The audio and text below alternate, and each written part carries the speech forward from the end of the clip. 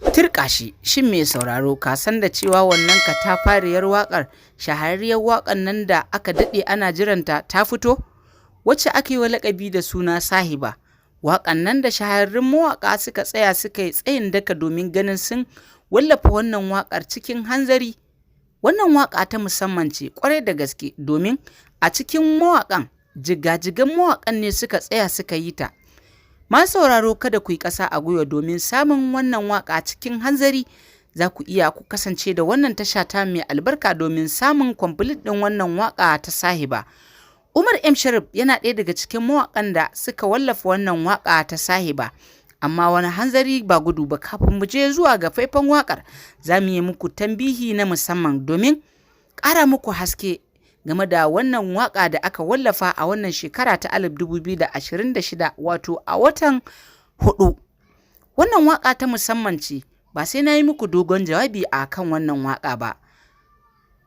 Saboda haka masu sauraro, idan kuna buƙatar wannan waƙa za ku iya rubuta Umar M. Sharif Sahiba 2026. Za ku iya samun wannan waƙa cikin hanzari, amma ku tsaya mi muku bayani yadda za ku samu wannan waƙa ba tare da ɓata lokaci ba. Wannan waƙa ta musamman ce, kamar yadda mutane suka sani cewa wannan shahararren mawaƙi wato Umar M. Sharif yana ɗaya daga cikin mawaƙan da suka shahara a faɗin Najeriya da sauran sassan ƙasa she na gefe da Najeriya.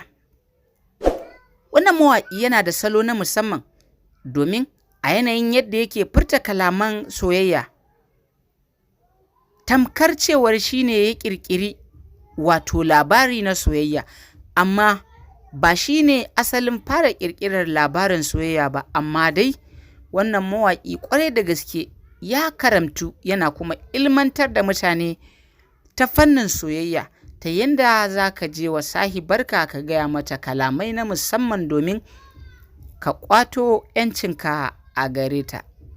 Wannan mawaƙi a cikin wannan waƙa ƙwarai da gaske ya zube kalamai na musamman na soyayya.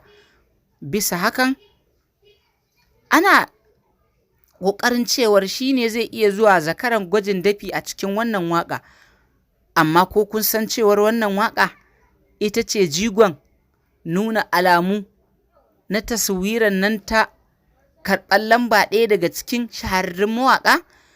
Na san ba za ku san da haka ba, amma hakan yana iya nuna cewar dukkanin mawaƙan da suka haɗu suka yi gangami domin fitar da waƙa suna so ne a fitar da zakaran gwajin dafi a cikinsu.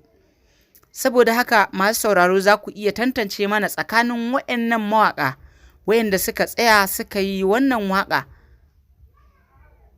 a tare. Wanne mawaƙi ne ya fi hazaƙa, ya fi ƙwazo, ya fi iya fitar da lugga na sassan soyayya da kuma dukkanin abin da ake so ya fita a cikin waƙa? Sai kun saurari wannan waƙa za mu saka muku faifanta domin tantance mana aya da kuma tsakuwa. Masu sauraro kada ku manta, idan wannan shine farkon kasancewarku a cikin wannan tasha ta mai albarka, ku daure ku danna mana subscribing, sannan ku danna mana alaman nan ta ƙararrawa, yanda da zarar mun ɗora manhajar mu za ta iske ku a duk inda kuke a faɗin Najeriya da sauran sassan ƙasashe na ƙetare.